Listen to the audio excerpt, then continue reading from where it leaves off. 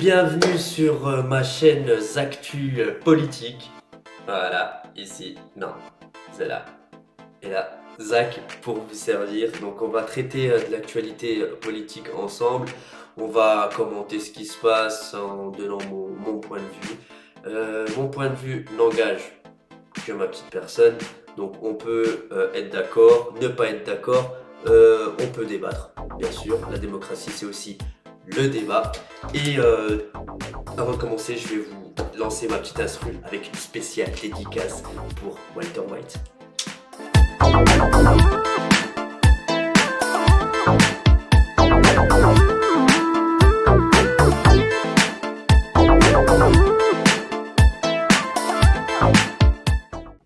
Première analyse politique, donc la nomination du Premier ministre Barnier, donc Michel Barnier qui a été nommé à la suite de longs épisodes qui ont commencé au mois de juin, les européennes. Donc Macron décide tout seul, sans même en avertir Gabriel Attal, de dissoudre l'Assemblée nationale.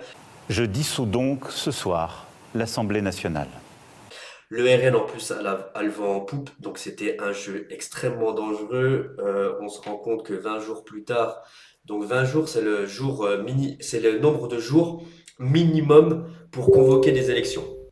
Après une dissolution, on a normalement entre 20 et 40 jours, il me semble. Et 20 jours, c'est vraiment le minimum de chez minimum. Donc le mec, s'il n'a pas mis tout en place pour que le RN gagne, c'est comme si, hein, c'est comme si. Les électeurs décident, en fait, si on résume, hein, c'est un peu résumé hein, et un peu vulgarisé ce que je dis, mais les électeurs ont décidé de faire barrage au RN, clairement, avec un barrage républicain. Donc le barrage républicain qu'ont voulu les deux tiers des Français, c'est de faire un pied de nez au RN qui était arrivé premier, donc surtout ne pas les laisser accéder au pouvoir. Donc ce qui s'en est passé, c'est que il y a eu des JO, etc.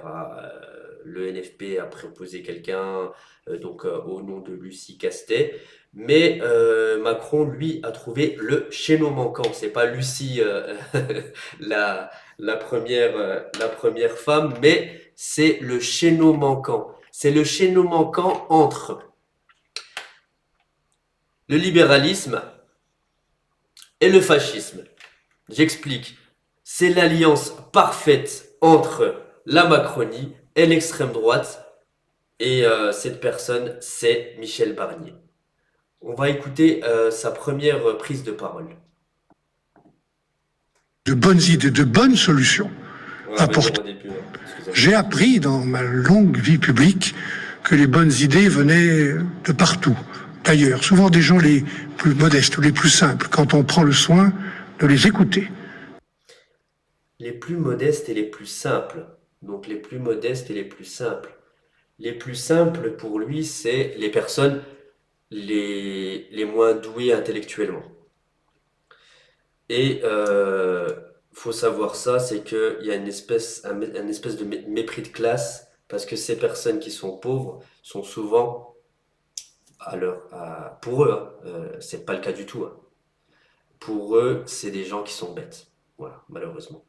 C'est pas la simplicité dans le sens quelqu'un de simple, quelqu'un qui aime les choses simples. Non, c'est quelqu'un qui est simple d'esprit. Voilà. Parce que Léonard de Vinci disait la simplicité est la sophistication de l'homme. Voilà. Et pas pour Barnier en tout cas. J'ai bien des exemples en tête de progrès, petits ou grands, qui ont été accomplis grâce à des idées, de bonnes solutions apportées par des gens d'en bas. Les gens d'en bas. Donc ça, je pense que c'est le truc le plus méprisant qu'on puisse dire. Les gens d'en bas. En fait, dans la bourgeoisie, il y a des gens d'en bas et des gens d'en haut dont ils font partie. Parce que eux ont réussi, eux ont fait des efforts, eux ont travaillé pour être en haut. Voilà. Et vous, vous restez en bas, vous êtes des gens d'en bas. Totalement méprisant. Deuxième analyse politique assez intéressante par rapport à cette nomination et la façon de faire d'Emmanuel Macron. On va donner la parole à un ancien Premier ministre qui connaît très bien le rôle d'un Premier ministre. Et vous allez voir, c'est très pertinent ce qui est dit et, et l'analyse de Villepin sur la situation actuelle. Je pense que le président de la République a des lignes rouges et que politiquement, il ne prend pas acte du résultat des législatives et qui continue à se battre sur son bilan avec le souhait de la continuité. Vous parlez de la réforme des retraites, par exemple. Oui, et de tout le reste. Et c'est ça qui va être intéressant avec Michel Barnier. Vous voyez, Michel Barnier, il a été déjeuner aujourd'hui avec le président de la République. Rien n'y oblige. Il n'a pas de gouvernement. Rien n'oblige aujourd'hui à aller déjeuner avec le président. Pour parler de quoi? Et là, je pense qu'il faut une transparence vis-à-vis des Français. Est-ce que c'est vraiment nécessaire à ce stade? Il a d'autres choses à faire, Michel Barnier, pour le moment. Et donc, il est très important que le réglage entre l'Élysée et Matignon se clarifie. Mais je termine sur la situation qui est aujourd'hui faussée par ces choix faits par le président de la République. Le résultat, c'est que Michel Barnier est appelé et que nous sommes aujourd'hui dans une situation inouïe sur le plan de la démocratie. Pourquoi ? Déjà, la première analyse, c'est que le président de la République va manger avec le Premier ministre, alors qu'il n'y a même pas il n'a pas d'autre chose à faire, en fait, le Premier ministre. Il n'a pas d'autre chose à faire, il n'a pas des ministres à aller trouver. Il est là, il mange avec le président. Ok, c'est le président. Mais il faut savoir une chose, ce que De Villepin dit, il connaît le rôle de Premier ministre. De Villepin connaît le rôle de Premier ministre. C'était un Premier ministre. Il était ministre aussi des Affaires étrangères. Il faut savoir une chose, c'est que le Premier ministre, son rôle, c'est de gouverner. Et le président, son rôle, c'est de présider. Tout simplement. Donc, le Premier ministre doit venir avec un gouvernement et le présenter, voilà, au président. En plus, là, c'est censé être un Premier ministre qui n'est pas de la majorité. Pourtant, il se conduit comme s'il était le sbire de Macron. On va continuer l'analyse de Villepin parce que je la trouve extrêmement pertinente.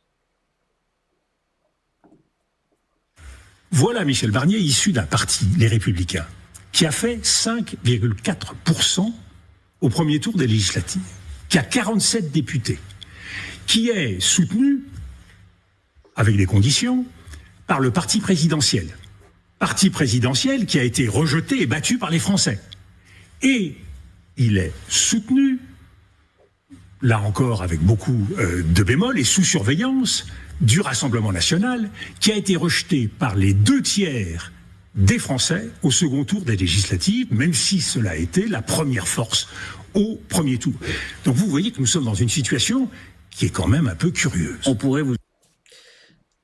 Ouais, c'est une situation très curieuse parce qu'en fait, c'est des minorités, des petites minorités, donc une extrêmement petite minorité qui est les Républicains, qui conduisent un gouvernement.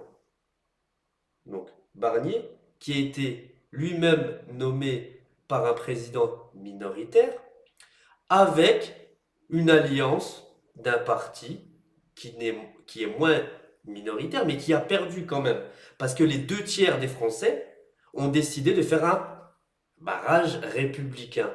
Donc, ce qu'on a là, c'est du micmac, c'est du rafistolage entre des minorités qui pensent qu'ensemble, ils ont gagné, mais ils n'ont rien gagné du tout, parce que jusqu'à présent, Macron était opposé à l'extrême droite lors des législatives. Finalement, il s'allie avec lui euh, pour mettre un encore plus minoritaire Premier ministre issu des Républicains, 5,4%, 47 députés sur les 577, ouais, il me semble. Si je me trompe, vous mettez en commentaire, vous pouvez commenter. Voilà, on est vraiment dans une situation ubuesque. Il y a ce qui se passe dans les médias qui est très important, mais il y a aussi ce qui se passe à l'Assemblée nationale qui est peut-être encore plus important parce qu'il y a des choses qui sont pas forcément, à part si on s'y intéresse et qu'on va sur la chaîne politique ou au Public Sénat, etc., ce qui se passe notamment à l'Assemblée nationale ou au Sénat, c'est pas forcément à portée de tous parce que les gens s'y intéressent moins. Mais parfois, il y a des choses qui sont très intéressantes et qui devraient être plus mis en lumière. Notamment, hier, il y a l'audition des ministres démissionnaires Le Maire et Cazenave en commission des finances, donc présidée par Éric Coquerel, député LFI. Et il y a une analyse très très fine qui a été faite par rapport à la politique de Bruno Le Maire, donc la politique macroniste. Et c'est grave intéressant, donc on va écouter ensemble.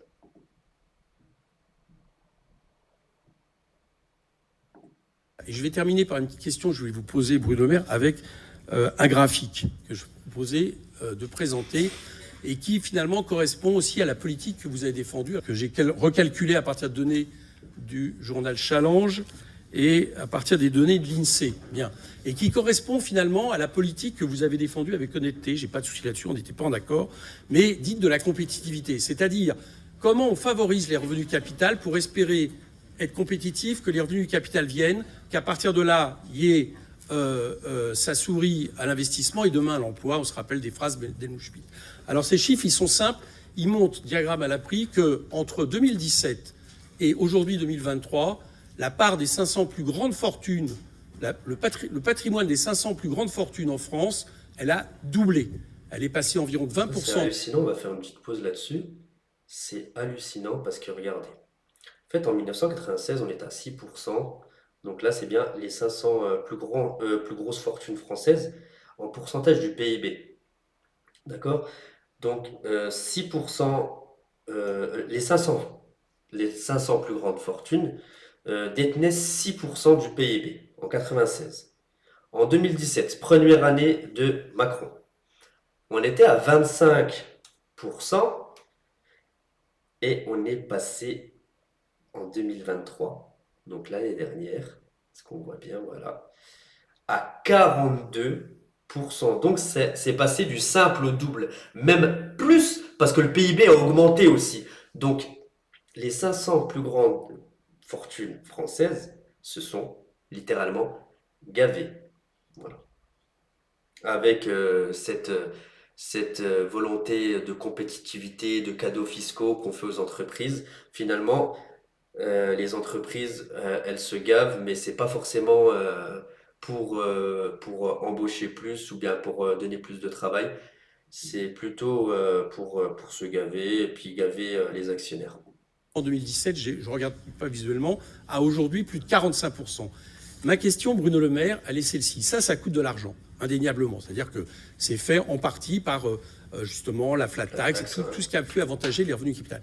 Est-ce que vous croyez vraiment que l'enjeu en vaut la chandelle? Autrement dit, est-ce que les cadeaux fiscaux et le patrimoine le transfert de richesse nationale qui part dans ce patrimoine pour les 500 plus grandes fortunes a un impact d'un tel impact, d'une telle proportion sur l'emploi, sur l'investissement, etc.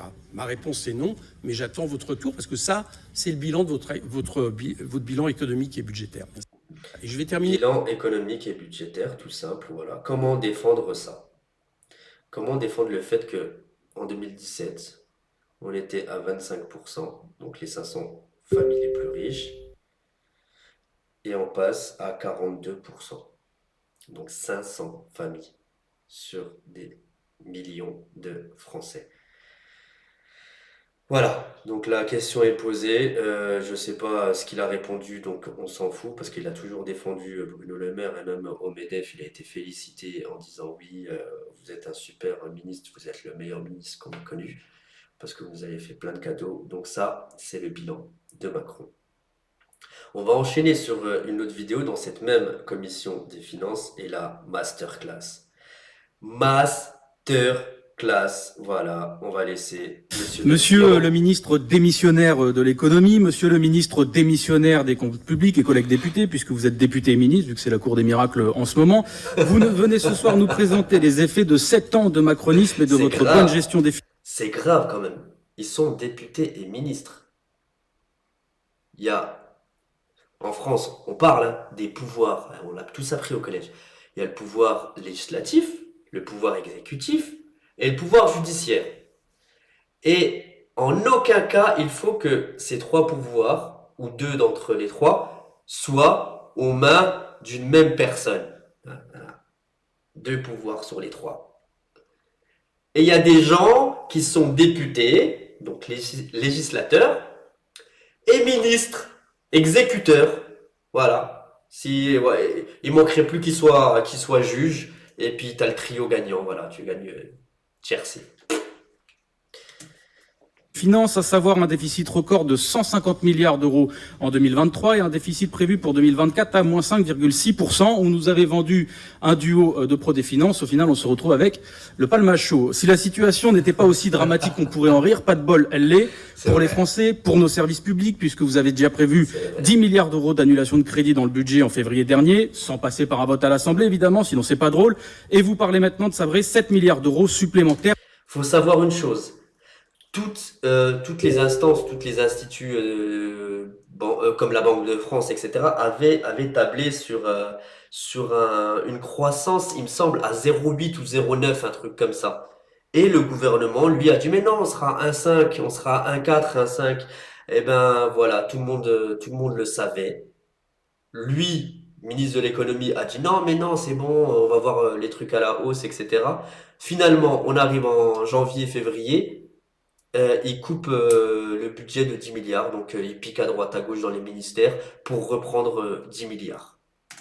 Vous brisez l'État social, paraît-il, parce que c'est la crise ce qui me laisse songeur, puisque l'État n'a jamais ramassé autant d'argent de son histoire, notamment grâce aux recettes de TVA, avec la coquette somme de plus de 200 milliards d'euros. Alors évidemment, c'est la crise quand on envoie... C'est grave, parce que la TVA rapporte énormément d'argent, en plus d'être un impôt, on va dire...